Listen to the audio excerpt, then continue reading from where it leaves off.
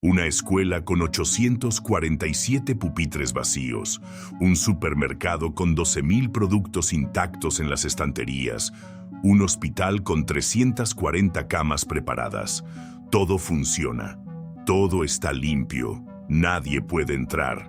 La radiación no perdona, y estos lugares ya no son para los vivos. Capítulo 1. El contador que nunca para. Clic, clic, clic. Ese sonido seco, metálico, que no se detiene nunca, es el contador Geiger. Y en estos pueblos abandonados, ese aparato pequeño se vuelve loco, literalmente. Mira, cuando estás en tu casa, en condiciones normales, un contador Geiger marca entre 0,05 y 0,1 microsieverts por hora. Básicamente, silencio. Tal vez un clic cada varios segundos. Es la radiación natural de fondo que siempre ha existido. Los rayos cósmicos, la Tierra, los materiales de construcción. Nada de qué preocuparse. Pero en estos pueblos que te voy a contar, el contador marca números que no deberían ser posibles. 50 microsieverts por hora. 100 veces. A veces 200. Eso significa 500 veces más radiación de lo que tu cuerpo puede tolerar de forma segura. Y el sonido se vuelve una ametralladora. Cada clic es una partícula radiactiva atravesando el detector.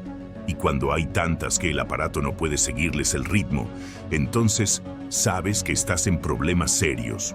Porque esas mismas partículas que hacen sonar el contador están atravesando tu cuerpo, rompiendo tu ADN, destruyendo tus células, sin que lo sientas, sin que lo veas. La cosa es que tu cuerpo no tiene manera de detectar la radiación. No tienes receptores para eso. Es como ser atacado por un enemigo invisible que no puedes oler, no puedes tocar, no puedes ver. Solo puedes escucharlo a través de esa máquina. Clic, clic, clic. La banda sonora de la muerte. Y lo más perturbador es que estos contadores siguen funcionando décadas después, en pueblos donde no queda nadie vivo para escucharlos. Siguen marcando, siguen haciendo ruido, como centinelas electrónicos custodiando un cementerio que abarca kilómetros enteros. Había un pueblo, bueno, todavía existe, pero ya no es para humanos. Las autoridades calcularon que una persona sin protección podía estar ahí exactamente 23 segundos antes de recibir una dosis letal de radiación. 23 segundos, menos tiempo del que te toma leer este párrafo. El lugar tenía 2.300 habitantes, familias enteras, niños que iban a la escuela, comerciantes, abuelas que tejían en sus porches, vida normal, hasta que un día todo cambió. Y cuando digo todo, me refiero a todo. En 6 horas el pueblo se quedó vacío, completamente vacío. Las autoridades llegaron con sus trajes especiales, sus contadores Geiger enloquecidos, y empezaron a sacar gente casa por casa. No había tiempo para empacar, no había tiempo para despedirse, no había tiempo para nada, solo salir. Ya, ahora. Y acá viene lo que realmente te pone los pelos de punta. El pueblo sigue exactamente igual. Las casas están intactas. Los jardines crecieron salvajes, pero las estructuras siguen ahí. Los autos en las calles, los juguetes en los patios, las cortinas en las ventanas. Es como si la gente hubiera desaparecido por arte de magia, pero sus vidas quedaron congeladas en el tiempo. Pero nadie puede entrar a verlo de cerca, porque esos 23 segundos siguen siendo el límite. Décadas después, la radiación sigue siendo tan letal como el primer día. Más letal que estar parado al lado de un reactor nuclear en funcionamiento. Más letal que muchas zonas de guerra. Solo que acá no hay explosiones, no hay ruido, solo silencio y ese maldito contador que no para de hacer clic. Los drones que han enviado para filmar el pueblo a veces se averían por la radiación. Aparatos electrónicos que funcionan perfectamente en cualquier parte del mundo, pero que en este lugar se vuelven chatarra en cuestión de minutos. Porque la radiación no solo mata tejido vivo, también frío los circuitos, daña los chips, destruye todo lo que toca. Entonces ya sabemos que el lugar es letal, pero acá viene algo que nadie te cuenta. Las cosas que la gente dejó atrás también se volvieron radiactivas. Y no estoy hablando de metáforas ni dramas. Estoy hablando de física pura y dura. Un osito de peluche abandonado en una habitación puede emitir 15 veces más radiación de lo que es seguro para un humano. Las fotografías familiares que quedaron sobre las mesas tienen niveles de cesio 137 que se pueden detectar con instrumentos desde 2 metros de distancia. La ropa que quedó colgada en los armarios podría matarte si la usaras durante 3 días seguidos. ¿Cómo es posible? Simple.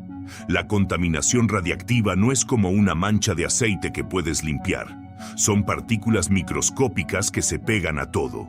Se meten en las fibras de la ropa, se absorben en la madera de los muebles, se incrustan en el metal, en el plástico, en todo.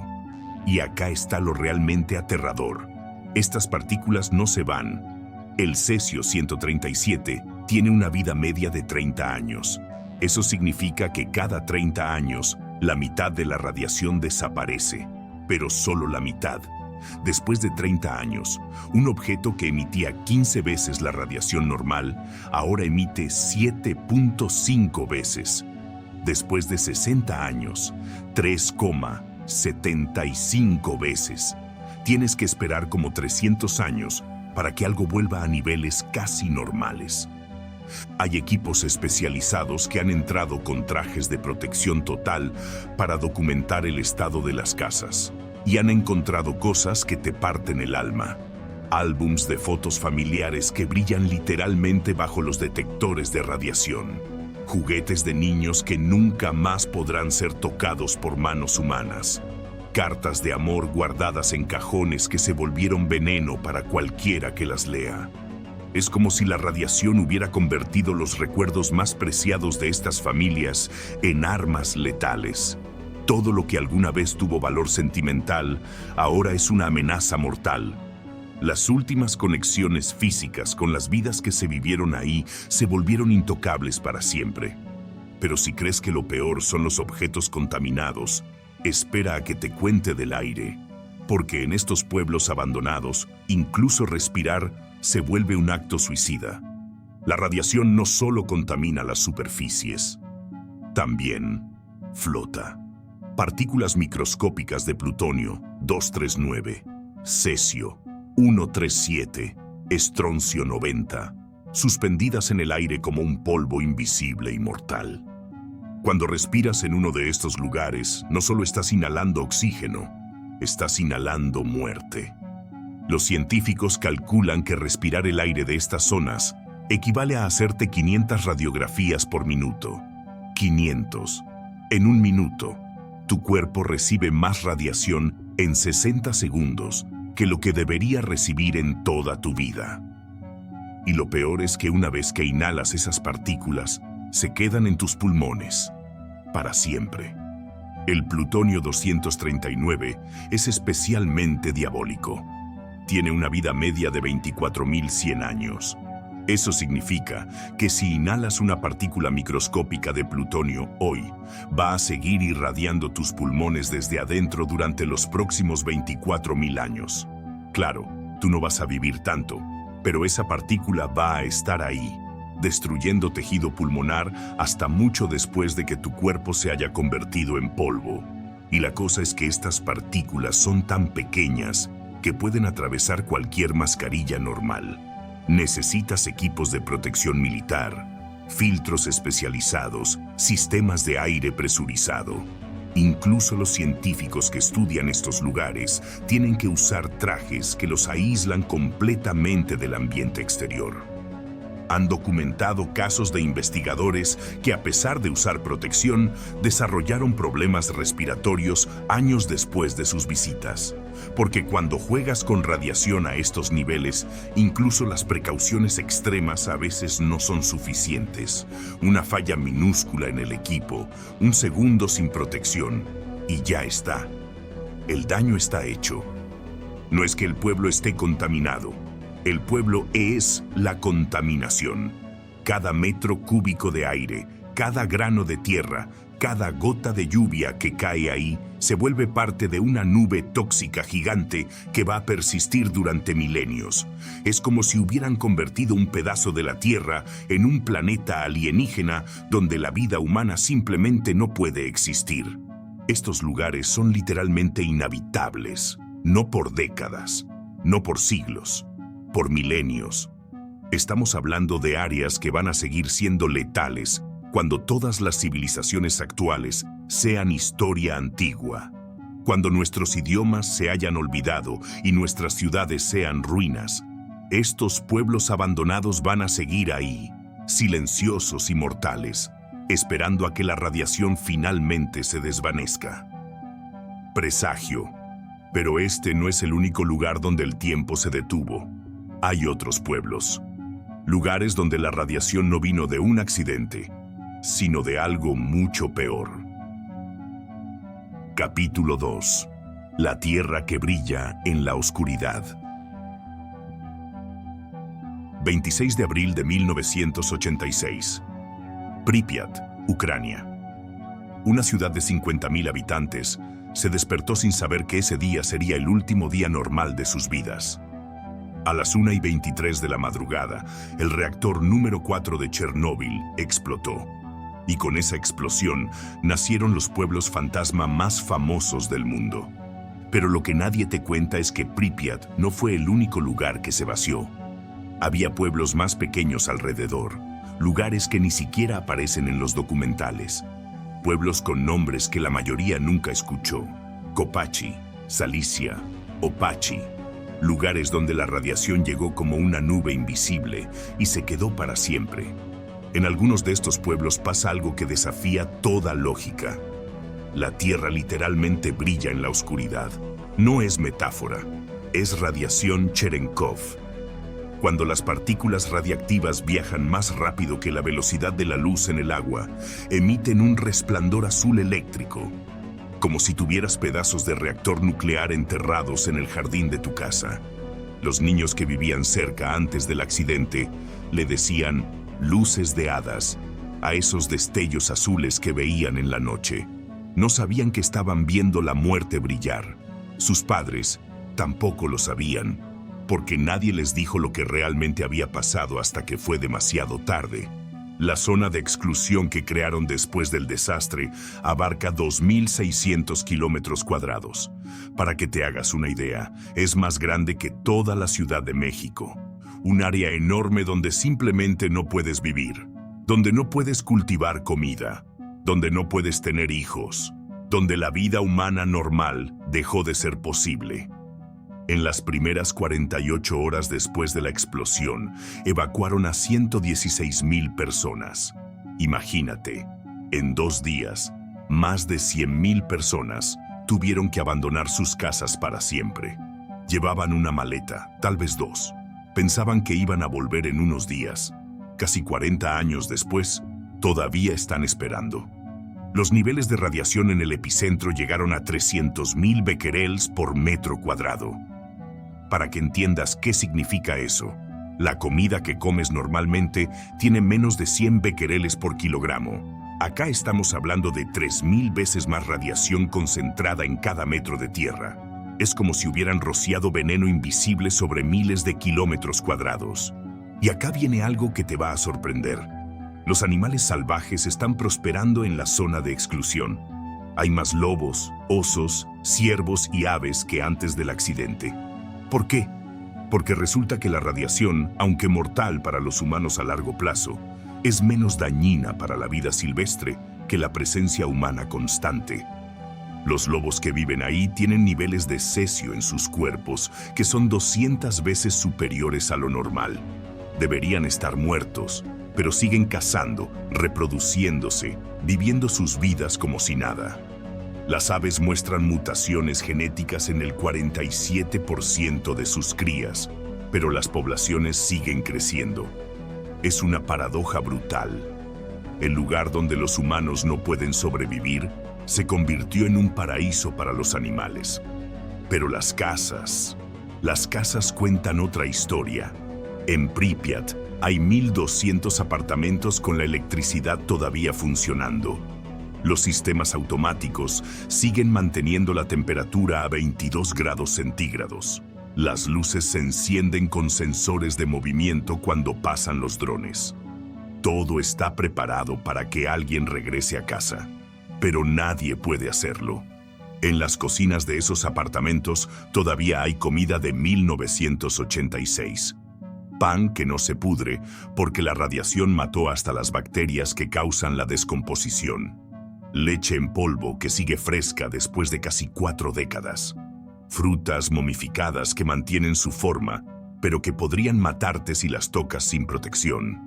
Los científicos calculan que estas áreas van a seguir siendo inhabitables durante los próximos 300 años, como mínimo.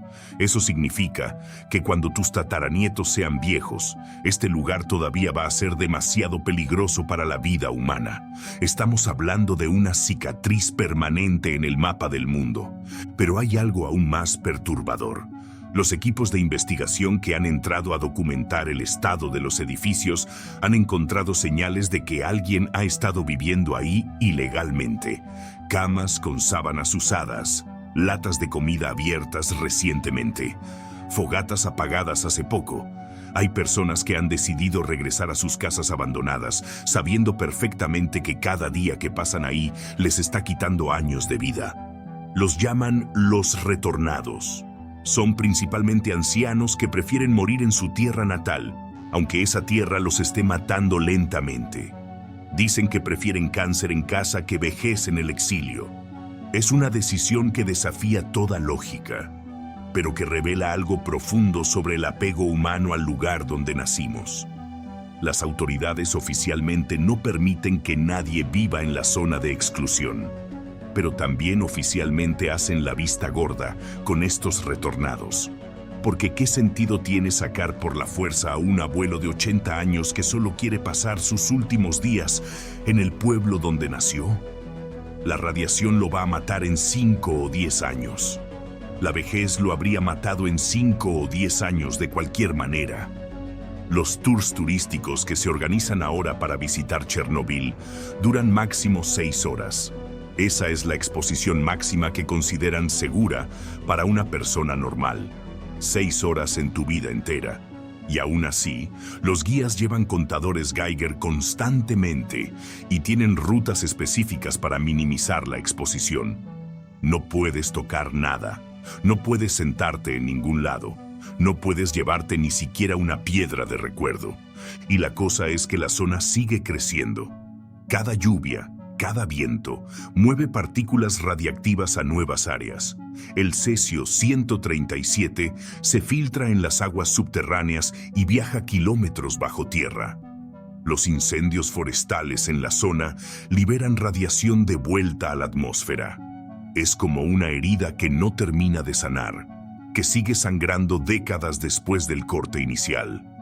Lo más escalofriante de todo es que Chernóbil no fue el peor escenario posible. Los ingenieros nucleares tienen pesadillas con algo que llaman síndrome de China, cuando el núcleo fundido de un reactor atraviesa completamente la contención y se hunde en la tierra hasta llegar a las aguas subterráneas. Si eso hubiera pasado en Chernóbil, habríamos perdido no solo el norte de Ucrania, sino gran parte de Europa Oriental. Millones de personas habrían tenido que evacuar permanentemente. Pero aún sin llegar a ese extremo, lo que sí pasó fue suficiente para crear la zona más contaminada de la Tierra. Un lugar donde el tiempo se detuvo, donde la vida humana normal dejó de ser posible y donde la naturaleza tomó control de las ciudades que construimos. Capítulo 3. El laboratorio humano al aire libre. Semipalatinsk, Kazajistán. Un nombre que probablemente nunca habías escuchado, pero que debería estar grabado en la memoria colectiva de la humanidad como uno de los lugares más diabólicos que hemos creado. Porque aquí no hubo accidentes, no hubo errores técnicos, no hubo sorpresas desagradables. Aquí, durante 40 años, detonaron bombas nucleares sobre población civil a propósito.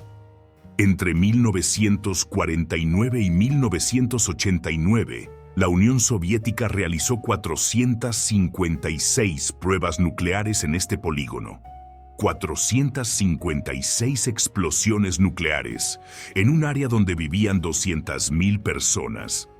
La potencia acumulada de todas esas detonaciones equivale a 2.500 bombas como la de Hiroshima. Imagínate, como si hubieran bombardeado Hiroshima 2.500 veces en el mismo lugar durante 4 décadas. El polígono de pruebas abarcaba 18.500 kilómetros cuadrados.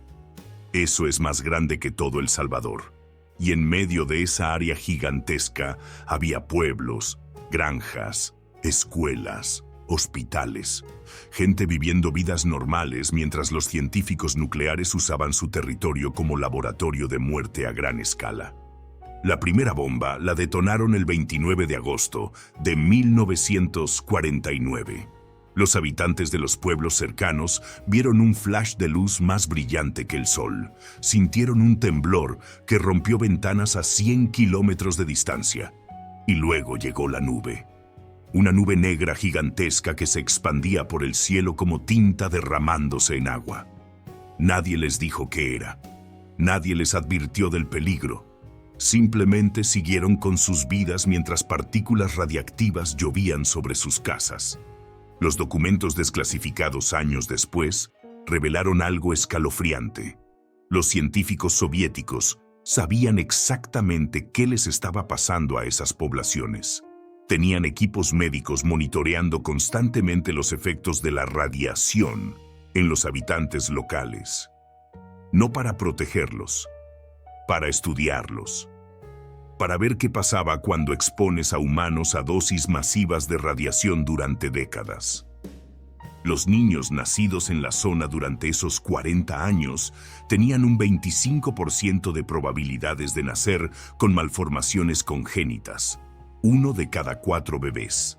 Brazos deformados, órganos internos mal desarrollados, problemas neurológicos severos. Y no estamos hablando de casos aislados. Estamos hablando de una epidemia de mutaciones que afectó a una generación entera. Los médicos locales empezaron a notar que la expectativa de vida en la región había bajado entre 10 y 15 años, comparada con el resto del país. La incidencia de cáncer infantil se disparó un 80% por encima del promedio nacional. Los casos de leucemia se multiplicaron por 5 y los científicos soviéticos tomaban notas meticulosas de todo. Había un pueblo llamado Dolón que estaba especialmente cerca de la zona de pruebas.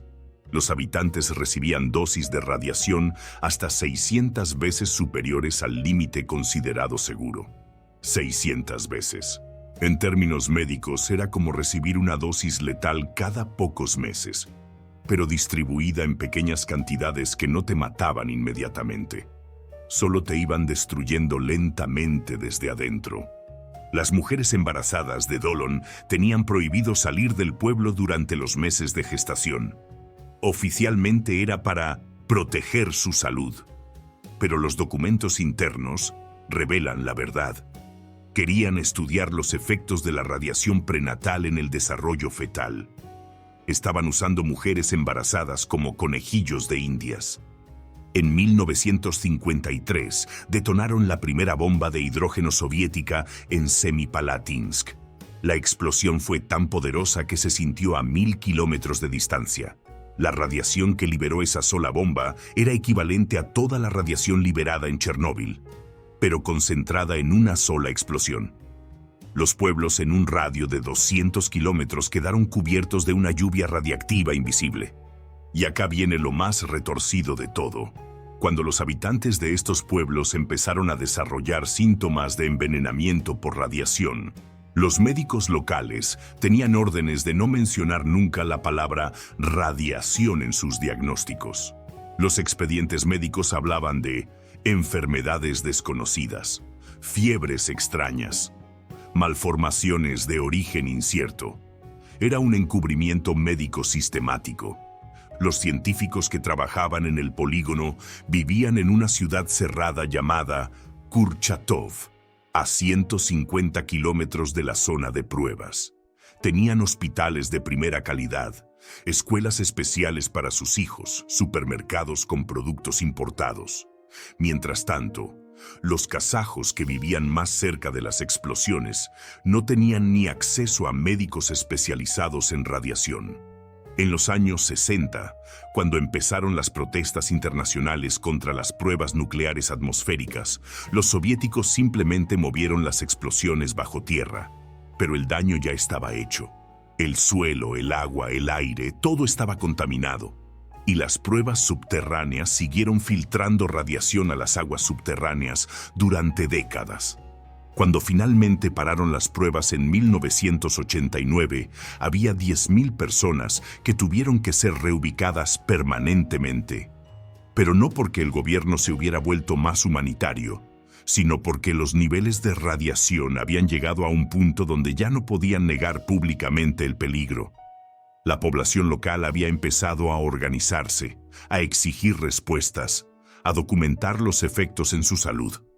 Para entonces, 47 pueblos completos habían sido abandonados, no evacuados oficialmente como en Chernóbil, sino simplemente vaciados. La gente se iba por su cuenta cuando se daba cuenta de que sus hijos nacían enfermos, de que sus cultivos no crecían normalmente, de que los animales desarrollaban tumores extraños. El polígono de Semipalatinsk dejó tras de sí 15.000 estructuras abandonadas, casas, granjas, escuelas, hospitales. Pero a diferencia de Chernóbil, donde el abandono fue súbito y dramático, aquí fue gradual, como si la radiación hubiera drenado lentamente la vida de la región durante décadas hasta dejarla vacía. Los estudios genéticos realizados en los años 90 revelaron que los efectos de la radiación se transmitían hasta la tercera generación. Los nietos de personas expuestas a las pruebas nucleares seguían naciendo con malformaciones y problemas de salud.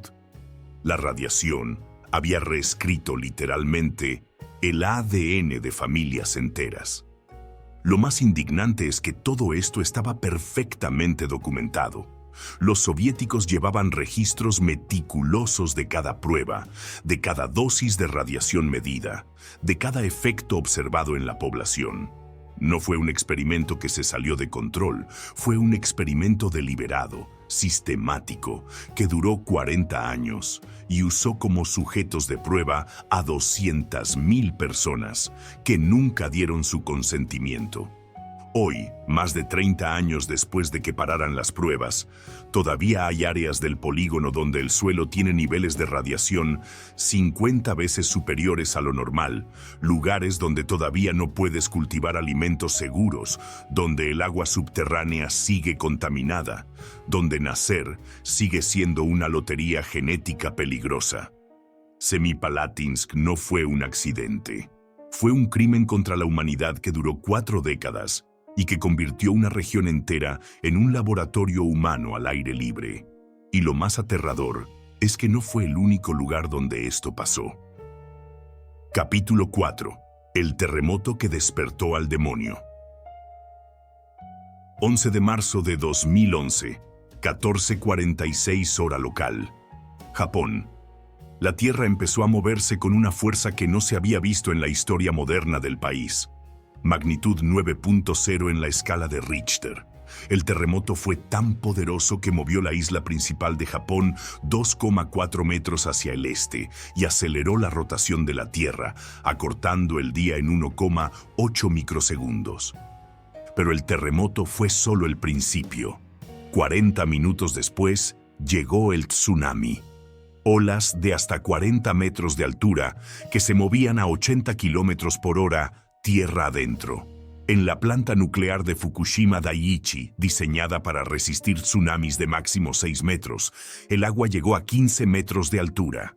Los generadores de emergencia se inundaron, los sistemas de refrigeración colapsaron, y entonces comenzó la pesadilla nuclear.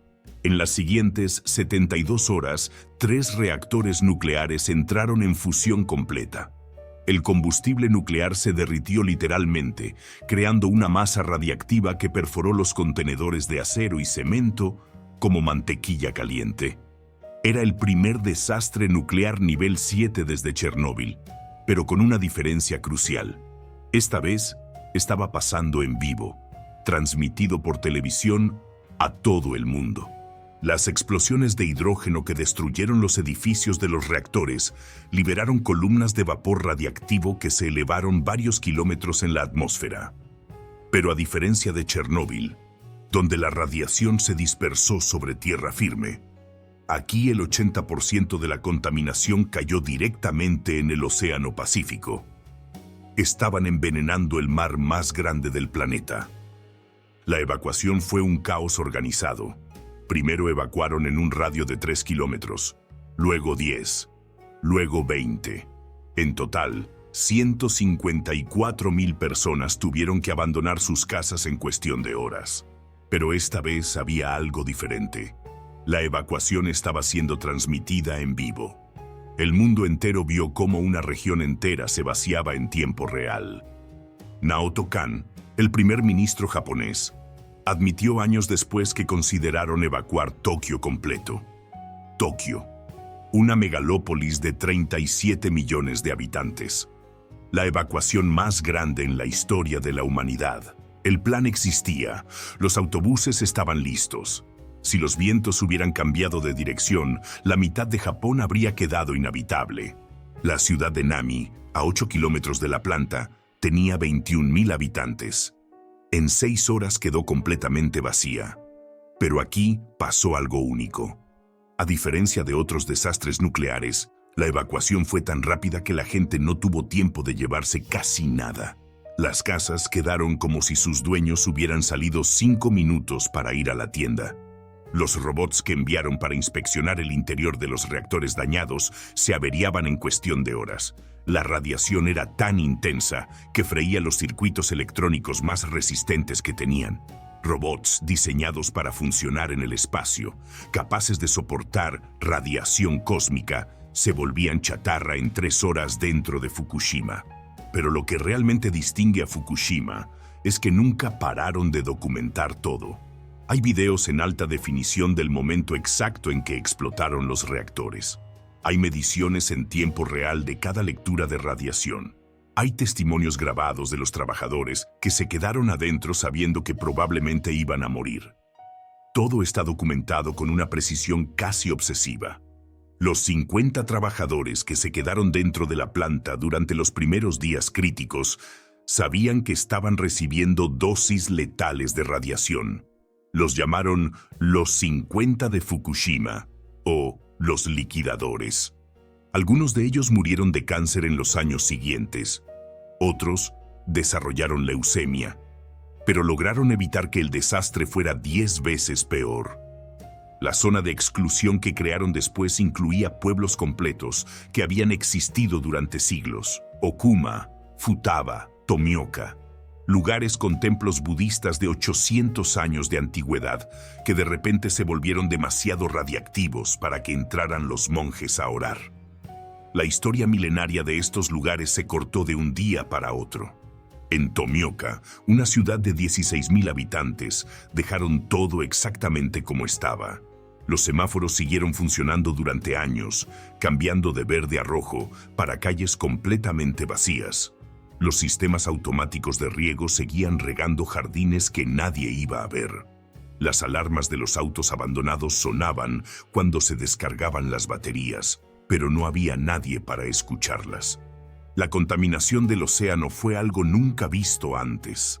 Durante semanas, la planta estuvo vertiendo directamente al mar agua que había estado en contacto con combustible nuclear fundido.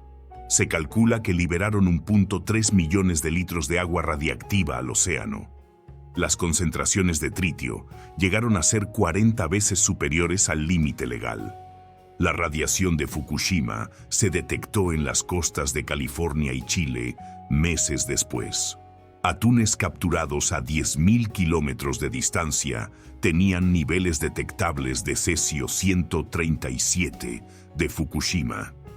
Por primera vez en la historia, un accidente nuclear en un país contaminó océanos en el otro lado del planeta.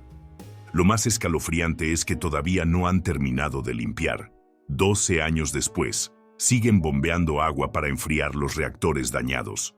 Esa agua se contamina y la tienen que almacenar en tanques gigantes.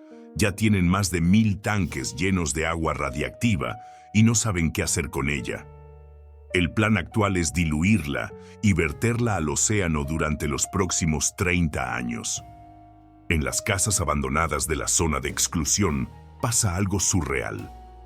Todo funciona perfectamente, pero nadie puede usarlo. Las neveras siguen enfriando comida que nadie va a comer. Los televisores se encienden con el control remoto, pero muestran programas para una audiencia que ya no existe. Los aires acondicionados mantienen temperaturas perfectas en casas donde entrar te puede matar. 2.400 personas todavía no han podido regresar a sus casas.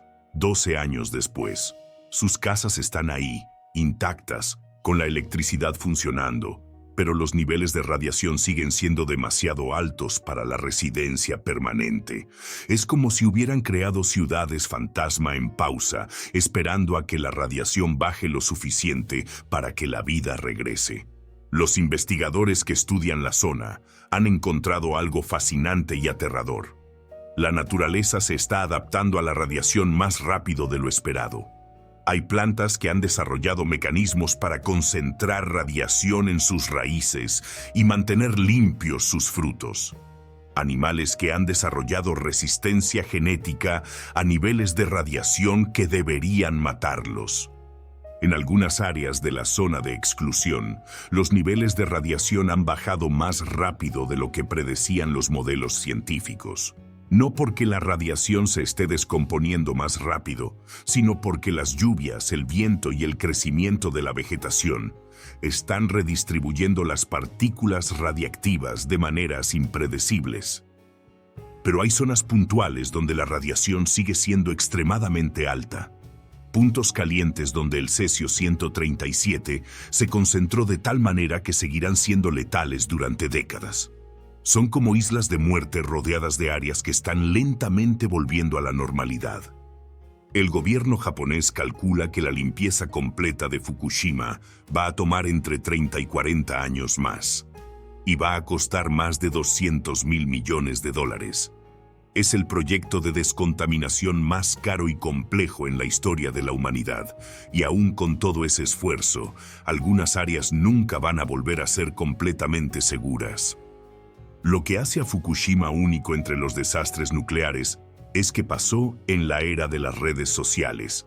Hay miles de videos caseros del momento del tsunami, de las explosiones, de la evacuación. Hay posts en tiempo real de personas huyendo. Hay fotos tomadas con celulares desde adentro de la zona de exclusión. Por primera vez, un desastre nuclear fue documentado masivamente desde adentro. Fukushima demostró que incluso en el país más preparado tecnológicamente del mundo, la naturaleza puede despertar demonios que no sabemos cómo controlar, y que cuando esos demonios se despiertan, pueden cambiar el mapa del mundo para siempre. Capítulo 5. Los pueblos que nunca existieron oficialmente. Hay lugares en los mapas donde deberían estar marcados pueblos enteros, pero solo ves espacios en blanco. No es que se hayan olvidado de dibujarlos, es que oficialmente esos pueblos nunca existieron. 23 comunidades borradas deliberadamente de los registros cartográficos oficiales. Lugares donde vivían familias, donde había escuelas y tiendas, donde la gente tenía direcciones postales. Hasta que un día, alguien decidió que era mejor pretender que nunca habían estado ahí. La razón es siempre la misma: radiación. Pero no radiación de accidentes famosos como Chernóbil o Fukushima. Estamos hablando de contaminación silenciosa, sistemática, que fue acumulándose durante décadas cerca de plantas de procesamiento de uranio, sitios de manufactura de armas nucleares o depósitos de residuos radiactivos que nadie quiere admitir que existen.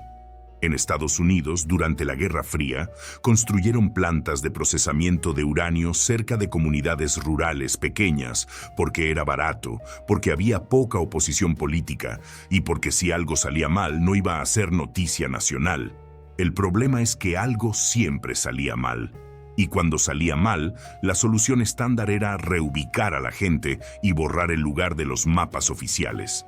Los archivos militares sobre estos lugares están sellados durante 75 años. 75 años. Eso significa que la información sobre qué pasó realmente en estos pueblos no va a ser pública hasta aproximadamente el año 2050. Para entonces, la mayoría de las personas que vivieron estos eventos van a estar muertas, y los responsables de las decisiones van a ser historia antigua. Se calcula que 45,000 personas fueron reubicadas sin registro público oficial durante el periodo de la Guerra Fría en Estados Unidos, debido a contaminación radiactiva. 45,000. No es un número pequeño. Es como evacuar una ciudad mediana completa. Pero como las reubicaciones se hicieron pueblo por pueblo, familia por familia, durante décadas, nunca se sintió como un evento masivo que mereciera atención mediática. En Hanford, Washington, había una planta de producción de plutonio que operó desde 1943 hasta 1987. Durante esos 44 años, liberó intencionalmente gases radiactivos a la atmósfera como parte de experimentos para estudiar cómo se dispersaba la radiación en el ambiente. Los pueblos cercanos recibieron dosis acumuladas de yodo 131, que en algunos casos superaron 50 veces el límite considerado seguro. Pero acá viene lo realmente perturbador. Los residentes de estos pueblos no sabían que estaban siendo usados como sujetos de experimentación. Las liberaciones de radiación se hacían de noche, sin avisos, sin medidas de protección. Los científicos de Hanford monitoreaban secretamente los niveles de radiación en la leche local, en los cultivos, en el agua potable. Pero esa información era clasificada. Los propios habitantes no tenían acceso a los datos sobre su exposición. Cuando finalmente cerraron Hanford en 1987, había 53 millones de galones de residuos radiactivos líquidos almacenados en tanques subterráneos. Muchos de esos tanques tenían fugas. Se calcula que 1 millón de galones de líquido radiactivo se filtró al suelo y llegó a las aguas subterráneas del río Columbia. Pero esto no se hizo público hasta los años 90. En Rocky Flats, Colorado, tenían una planta secreta de manufactura de detonadores nucleares a solo 25 kilómetros de Denver. Durante 40 años, quemaron residuos plutonio al aire libre. Literalmente. Hacían fogatas con material radiactivo y dejaban que el humo se dispersara por la región metropolitana de Denver. Se estima que liberaron al ambiente suficiente plutonio como para contaminar 17,000 propiedades residenciales. Lo más escalofriante es que muchas de estas plantas estaban deliberadamente ubicadas cerca de comunidades minoritarias o de bajos recursos. En el sureste de Estados Unidos, más del 70% de las plantas de procesamiento de uranio se construyeron en condos predominantemente afroamericanos o hispanos. No era coincidencia.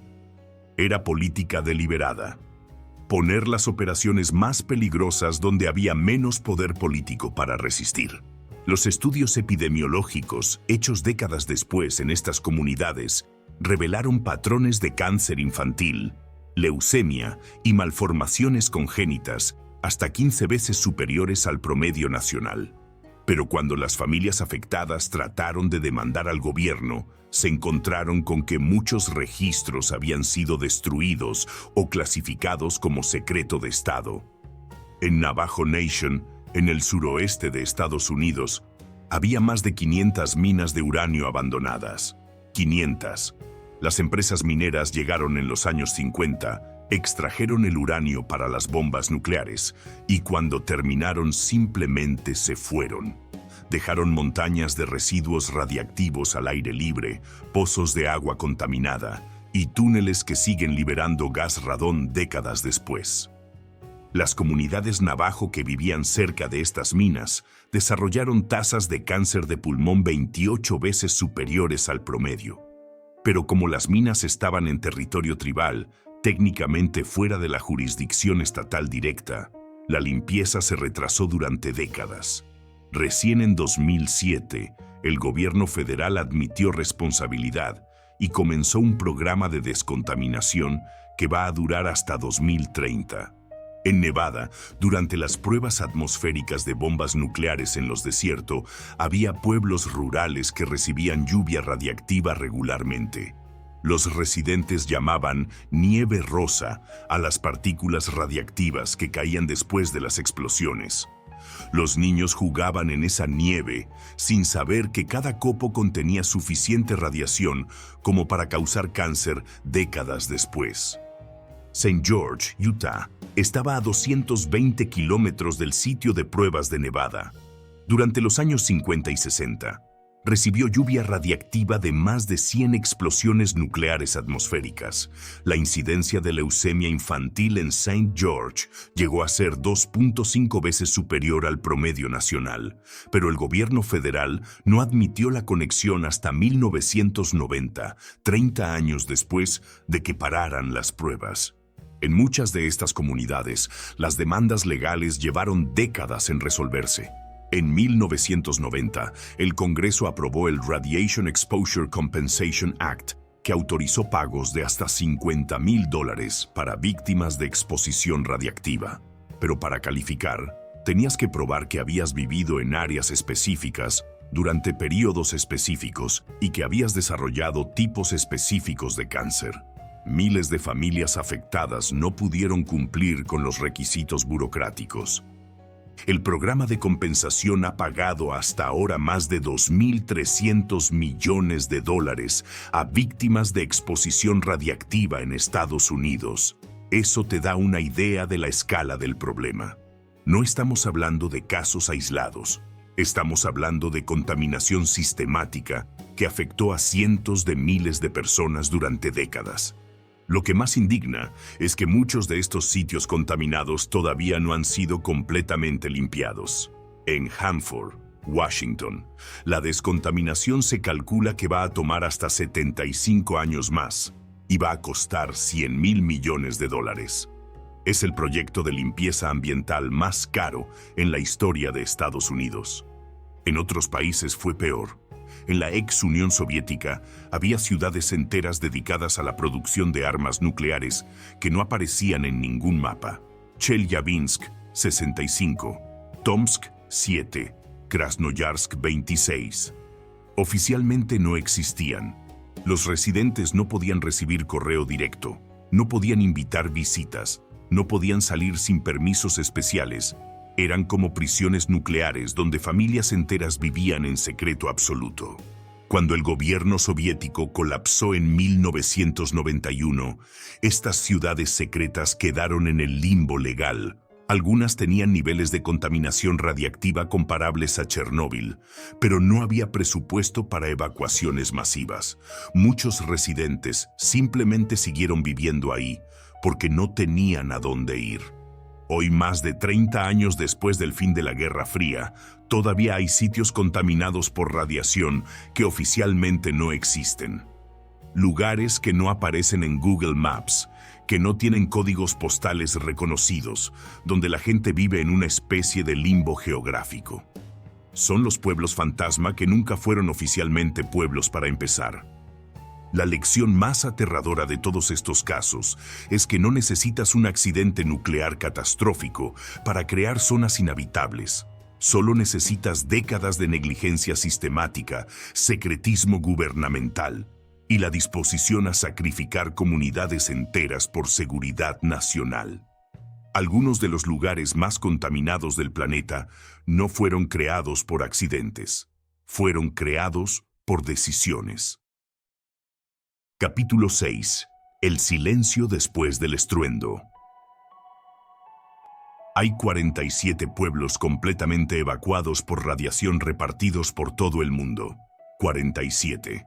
Desde Siberia hasta Nevada, desde Japón hasta Kazajistán, la humanidad ha creado su propia colección de lugares prohibidos.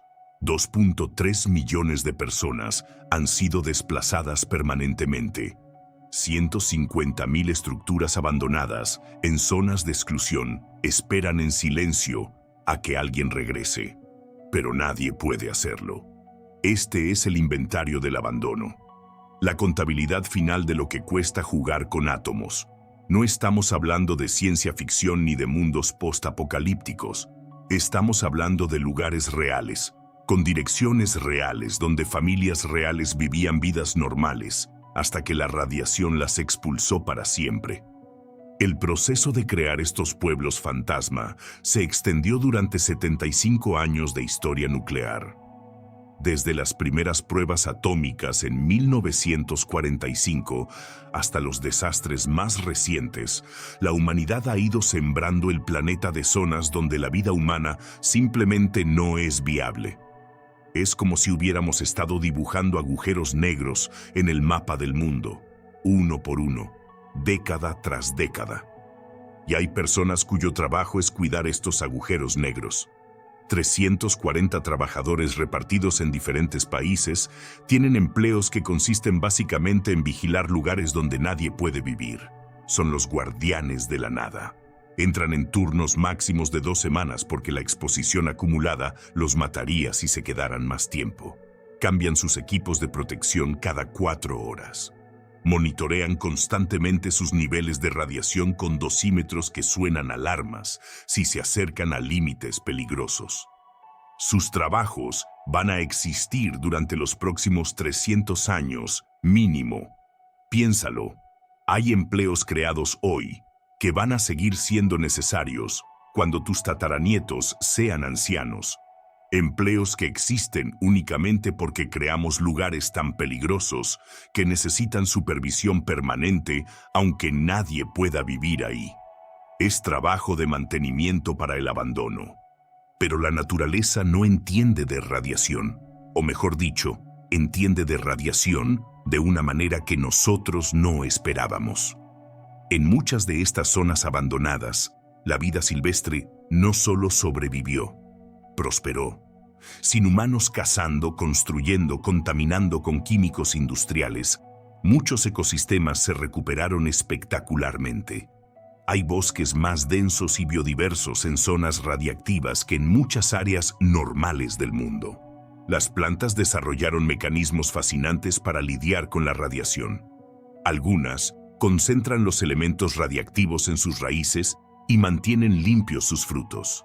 Otras desarrollaron pigmentaciones especiales que les ayudan a resistir el daño celular. Los hongos, especialmente, parecen prosperar en ambientes altamente radiactivos. Hay especies de hongos que literalmente se alimentan de radiación, usando melanina para convertir rayos gamma en energía química. Los científicos han encontrado hongos en Chernóbil que crecen hacia las fuentes de radiación, como si fueran plantas buscando luz solar. Estos hongos tienen niveles de melanina 500 veces superiores a los hongos normales. Es como si hubieran evolucionado para vivir de algo que a nosotros nos mata. En algunas áreas, estos hongos forman alfombras negras que cubren kilómetros cuadrados de territorio contaminado. Los animales también muestran adaptaciones sorprendentes. Los lobos de Chernóbil desarrollaron sistemas inmunológicos más resistentes al cáncer. Las aves migratorias que pasan tiempo en zonas radiactivas desarrollaron mecanismos antioxidantes más eficientes. Las ranas muestran coloraciones más oscuras que las ayudan a resistir la radiación. Es evolución acelerada en tiempo real. Pero para los humanos, estos lugares siguen siendo cicatrices permanentes en la geografía habitable del planeta. Los cálculos más optimistas dicen que algunas áreas podrían ser seguras para reasentamiento en 300 años. Los cálculos más pesimistas hablan de 24.000 años. 24.000 años. Eso es más tiempo del que han existido todas las civilizaciones humanas conocidas. Para poner eso en perspectiva, Cuando los egipcios estaban construyendo las pirámides hace 4500 años, estos lugares radiactivos todavía van a ser inhabitables dentro de 19.500 años más. Cuando Roma estaba en su apogeo hace 2000 años, estos lugares van a seguir siendo letales durante 22.000 años más. Estamos hablando de marcas permanentes en la historia geológica del planeta. El plutonio 239, uno de los elementos más comunes en estos sitios contaminados, tiene una vida media de 24.100 años. Eso significa que cada 24.000 años, la mitad de la radiación desaparece. Pero solo la mitad. Después de 48.000 años, queda un cuarto. Después de 72.000 años, queda un octavo. Para que llegue a niveles verdaderamente seguros, necesitas esperar como 240.000 años. Un cuarto de millón de años. La humanidad moderna, Homo sapiens, tiene como 300.000 años de existencia. Estamos hablando de contaminación que va a durar casi tanto como toda nuestra especie ha existido. Es como si hubiéramos hipotecado el futuro del planeta por el equivalente geológico de toda la historia humana. Y estos lugares no se quedan quietos.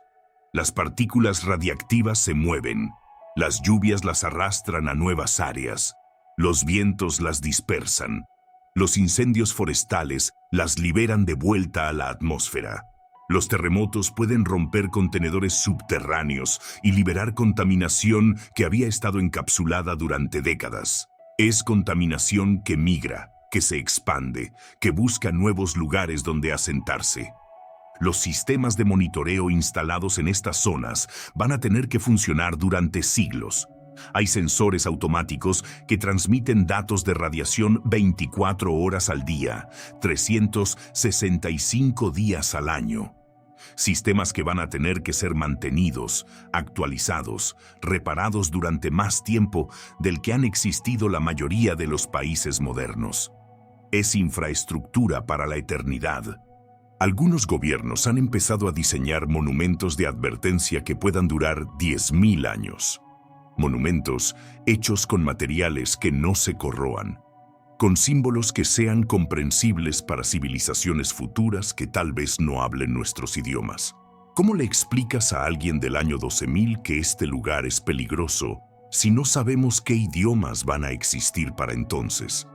Los arqueólogos del futuro van a encontrar estas zonas radiactivas como nosotros encontramos ruinas egipcias o mayas.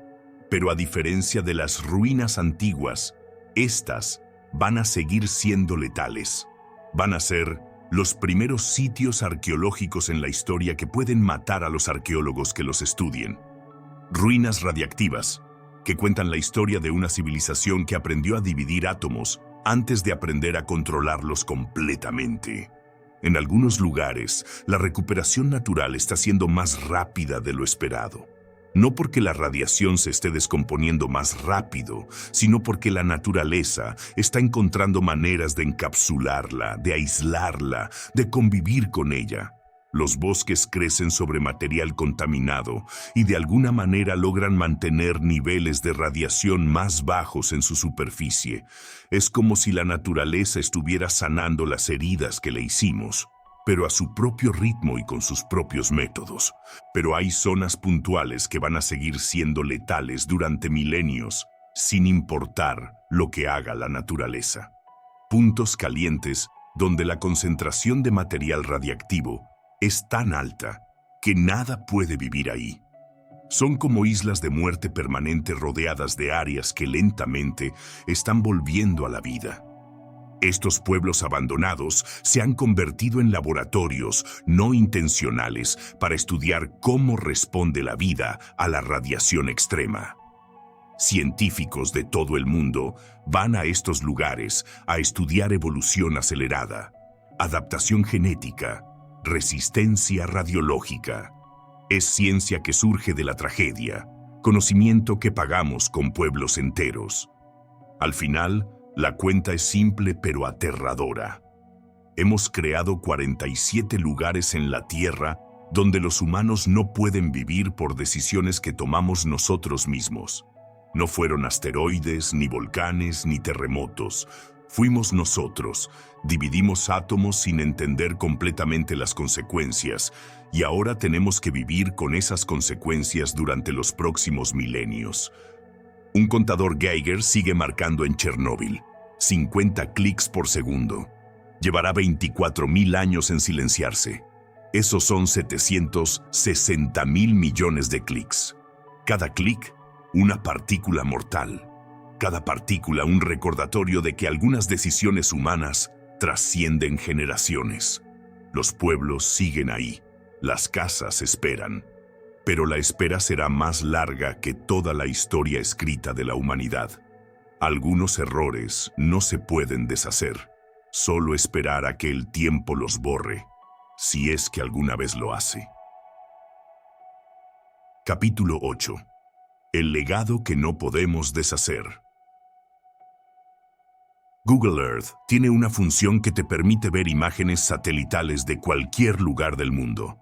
Puedes hacer zoom a tu casa, a la escuela donde fuiste de niño, al parque donde jugabas, pero hay coordenadas específicas donde, cuando haces zoom, las imágenes están borrosas a propósito, pixeladas, censuradas, no porque ahí haya instalaciones militares secretas, sino porque ahí hay algo mucho más peligroso. Lugares donde la radiación es tan alta que ni siquiera los satélites pueden tomar fotos claras sin que sus cámaras se dañen. Esta es la nueva realidad del mundo en el que vivimos. Un mundo donde hay coordenadas GPS que marcan lugares prohibidos para la humanidad. Donde hay direcciones que existen, pero a las que nunca podrás enviar una carta. Donde hay pueblos que aparecen en mapas históricos, pero que han sido borrados de la geografía práctica del planeta. Y lo más extraño de todo es que nos hemos acostumbrado a esto. Hemos normalizado la existencia de zonas de exclusión. Hemos integrado a nuestro vocabulario cotidiano conceptos como vida media radiactiva y dosis letal acumulada.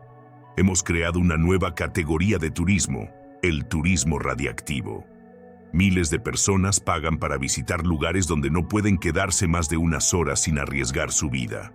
Chernóbil se ha convertido en uno de los destinos turísticos más populares de Ucrania.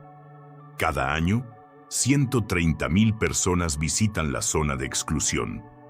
Pagan $100 por un tour de 6 horas, donde pueden ver de cerca el apocalipsis nuclear. Se toman selfies con trajes de protección frente a reactores destruidos. Compran souvenirs con logotipos de radiación. Es como si hubiéramos convertido nuestros peores errores en atracciones turísticas. Pero debajo de esa normalización macabra hay una realidad que no podemos ignorar. Estos lugares no van a desaparecer. Van a seguir ahí cuando nuestros hijos sean viejos, cuando nuestros nietos tengan hijos, cuando civilizaciones que aún no han nacido estén explorando las ruinas de nuestras ciudades. Hemos creado cicatrices permanentes en la geografía del planeta. Los arqueólogos del futuro van a tener que desarrollar nuevas técnicas para estudiar nuestras ruinas. Van a necesitar robots especializados para excavar en sitios radiactivos. Van a tener que usar trajes de protección para examinar los restos de nuestra civilización. Vamos a ser la primera cultura en la historia que dejó ruinas peligrosas para sus propios descendientes. Imagínate a un arqueólogo del año 3000 tratando de entender por qué abandonamos ciudades enteras que estaban perfectamente funcionales. Tratando de descifrar por qué hay lugares donde todos los objetos cotidianos emiten radiación. Tratando de comprender por qué construimos plantas nucleares cerca de comunidades y luego las sellamos como tumbas radiactivas. Las señales de advertencia que estamos diseñando para estos lugares tienen que funcionar durante 10.000 años. 10.000 años. Los jeroglíficos egipcios tienen 5.000 años y ya nos cuesta trabajo entenderlos. ¿Cómo diseñas un símbolo que le diga peligro mortal a alguien del año 12.000 que tal vez no hable ninguno de los idiomas que existen hoy? Algunos científicos proponen usar símbolos universales, caras que expresen horror y dolor, colores que todas las culturas asocien con peligro, formas que transmitan la idea de muerte. Otros sugieren crear paisajes artificiales que se sientan inherentemente amenazadores, colinas negras, estructuras puntiagudas, campos de espinas de metal. La idea es crear lugares que nadie quiera explorar, incluso sin entender por qué. Pero hay un problema con esta estrategia. La curiosidad humana es más fuerte que el miedo. Si marcas un lugar como peligroso, eventualmente alguien va a querer investigar por qué. Si construyes monumentos que gritan "no te acerques", vas a atraer exactamente el tipo de personas que se acercan a lugares donde no deberían ir. La Agencia Internacional de Energía Atómica ha empezado a crear lo que llaman memoria institucional. Sistemas diseñados para transmitir información sobre sitios radiactivos a través de generaciones. Bases de datos que se actualizan constantemente. Organizaciones que se comprometen a mantener registros durante siglos. Protocolos para transferir responsabilidad de una generación a la siguiente. Es como crear religiones seculares, cuyo único propósito es recordar dónde están enterrados nuestros venenos. Cultos de memoria que van a tener que persistir más tiempo del que han existido la mayoría de las religiones actuales. Tradiciones que van a tener que sobrevivir guerras, colapsos civilizacionales, cambios tecnológicos radicales. Pero incluso con todos estos sistemas, hay algo profundamente perturbador en la idea de que hemos creado problemas que van a requerir vigilancia constante durante más tiempo del que ha existido la civilización humana. Hemos hipotecado el futuro de la especie por tecnologías que desarrollamos en menos de un siglo. Las generaciones futuras van a tener que destinar recursos constantes a mantener sitios que nosotros contaminamos. Van a tener que entrenar especialistas en radiación para lugares que nosotros volvimos inhabitables. Van a tener que desarrollar tecnologías para problemas que nosotros creamos. Es la forma más cruel de herencia, legar problemas sin soluciones. Y lo más irónico es que muchos de estos lugares se volvieron radiactivos por tecnologías que se suponía que iban a mejorar el mundo. La energía nuclear se promocionó como la energía del futuro, limpia e ilimitada. Las pruebas nucleares se justificaron como necesarias para la seguridad nacional. El procesamiento de uranio se presentó como progreso industrial. Cada desastre comenzó con buenas intenciones. Pero las buenas intenciones no neutralizan el plutonio. La ciencia más avanzada no puede acelerar la desintegración radiactiva. La tecnología más sofisticada no puede deshacer la contaminación genética. Hemos aprendido que hay algunos genios que, una vez que salen de la botella, no se pueden meter de vuelta. Los niños que nacen hoy van a crecer en un mundo donde la radiación nuclear es parte del paisaje normal. Van a aprender en la escuela sobre zonas de exclusión como nosotros aprendimos sobre montañas y ríos. Van a ver en los mapas áreas marcadas como prohibidas y van a pensar que eso es normal. Para ellos, los pueblos radiactivos van a ser parte de la geografía natural del mundo. Pero tal vez esa normalización es necesaria.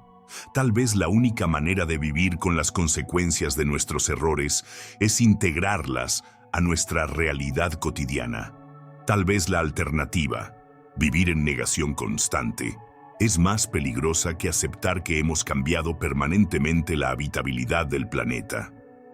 Al final, estos pueblos corrompidos por la radiación son monumentos involuntarios a nuestra capacidad de crear problemas que trascienden nuestras vidas.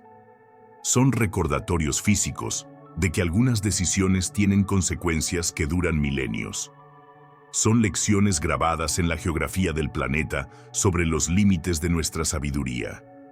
La radiación no juzga, no castiga, no perdona, simplemente existe, persistente e indiferente, marcando el tiempo en clics de contador Geiger.